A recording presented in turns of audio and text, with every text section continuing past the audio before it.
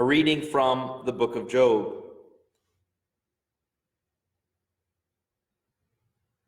Job chapter 27. And Job continued his discourse. As surely God lives, who has denied me justice, the Almighty who has made my life bitter, as long as I have life within me, the breath of God in my nostrils, my lips will not say anything wicked, and my tongue will not utter lies. I will never admit you are in the right.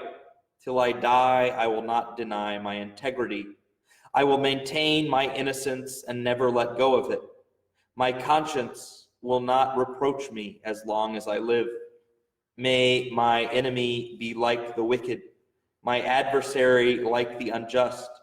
For what hope have the godless when they are cut off?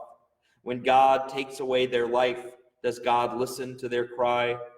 When distress comes upon them, will they find delight in the Almighty? Will they call on God at all times?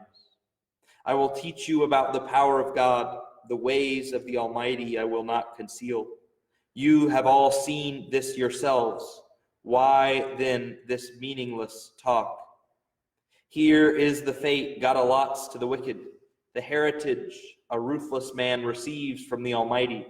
However many his children, their fate is the sword. His offspring will never have enough to eat. The plague will bury those who survive him, and their widows will not weep for them. Though he heaps up silver like dust and clothes like piles of clay, what he lays up the righteous will wear, and the innocent will divide his silver. The house he builds is like a moth's cocoon, like a hut made by a watchman. He lies down wealthy, but will do so no more. When he opens his eyes, all is gone. Terrors overtake him like a flood. A tempest snatches him away in the night. The east wind carries him off, and he is gone. It sweeps him out of his place. It hurls itself against him without mercy. As he flees headlong from its power, it claps its hands in derision and hisses him out of his place. There is a mine for silver and a place where gold is refined. Iron is taken from the earth and copper is smelted from ore. Mortals put an end to the darkness. They search out the farthest recesses for ore in the blackest darkness. Far from human dwellings, they cut a shaft. In places untouched by human feet, far from other people, they dangle and sway. The earth from which food comes is transformed below as by fire. Lapis lazuli comes from its rocks, and its dust contains nuggets of gold. No bird of prey knows the hidden path. No falcon's eye has seen it. Proud beasts do not set foot on it, and no lion prowls there. People assault the flinty rock with their hands and lay bare the roots of the mountains. They tunnel through the rock. Their eyes see all its treasure. They search the sources of the river and bring hidden things to light. But where can wisdom be found? Where does understanding dwell? No mortal comprehends its worth. It cannot be found in the land of the living. The deep says, it is not in me. The sea says, it is not with me. It cannot be bought with it the finest gold, nor can its price be weighed out in silver. It cannot be bought with the gold of Ophir, with precious onyx or lapis lazuli. Neither gold nor crystal can compare with it, nor can it be had, for jewels of gold, coral, and jasper are not worthy of mention. The price of wisdom is beyond rubies. The topaz of Cush cannot compare with it. It cannot be bought with pure gold. Where then does wisdom come from? Where does understanding dwell? It is hidden from the eyes of every living thing, concealed even from the birds in the sky. Destruction and death, say only a rumor of it has reached our ears. God understands the way to it, and he alone knows where it dwells, for he views the ends of the earth and sees everything under the heavens. When he established the force of the wind and measured out the waters, when he made a decree for the rain and a path for the thunderstorm. Then he looked at wisdom and appraised it. He confirmed it and tested it. And he said to the human race, the fear of the Lord, that is wisdom, and to shun evil is understanding. This is the beginning of Job's last discourse, his last debate with his friends. Next, you will have a fourth friend who will speak. And then after the fourth friend speaks,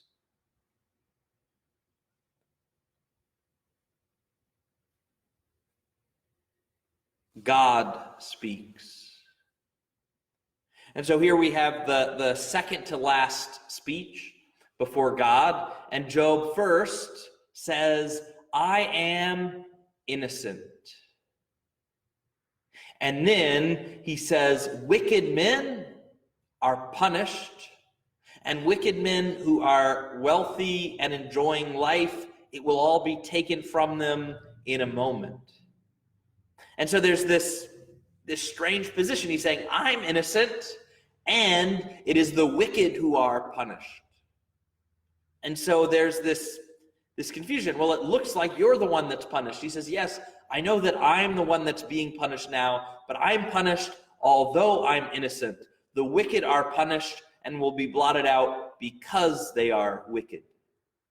And then he goes and he talks about how clever man is and how man is able to find gold in the mines and in the rivers. He's able to dive down and get pearls. He's able to refine silver out of the rocks.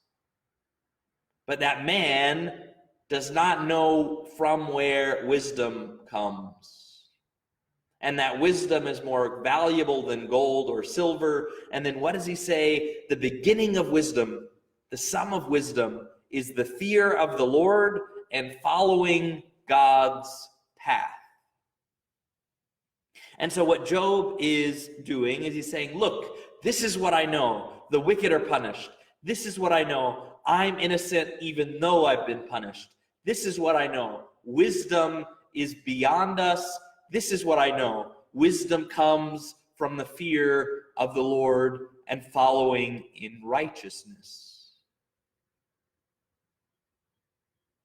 And so he is not able to answer certain questions. I don't know why I'm punished. I don't know why it appears that some who are wicked are unpunished and are blessed. But what I do know is God is just, that wisdom comes from him, that I am righteous, and that the wicked receive their just punishments. And so he is trying as best as he can to make his case and to defend himself. He is grasping to those things which he is certain of. This is something that we can do in a situation where we do not know the answer. We can say, well, what am I certain of? I am certain that God loves me. I am certain that Jesus became man, died for my sins, rose from the dead to save me from death and give me everlasting life. Of this I am certain, though I am not certain of the particulars. I know that God loves me, but I'm not sure how to interpret this situation as coming from that love. But I am more sure of that love than anything. Again, if we look at Job, as we look at all of the Old Testament as being fulfilled in Jesus Christ, this is a revelation that the blessings that are important are the spiritual blessings. Jesus says in the Beatitudes, blessed are the meek, blessed are the poor, blessed are those who hunger and thirst for righteousness, blessed are those who mourn.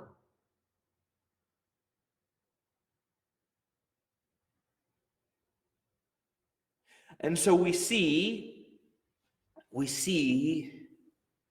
that it is not earthly blessings that we should be striving for.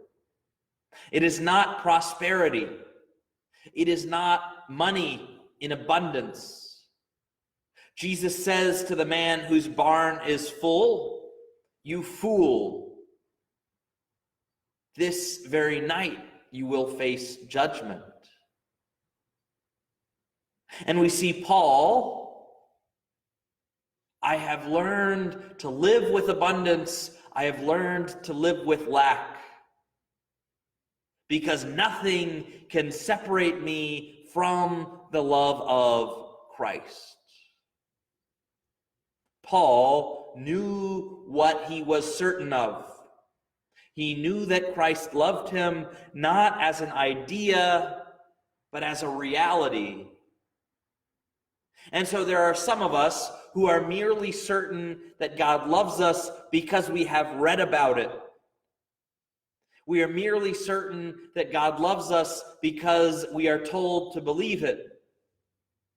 But we have not yet seen with the eyes of faith God's love for us.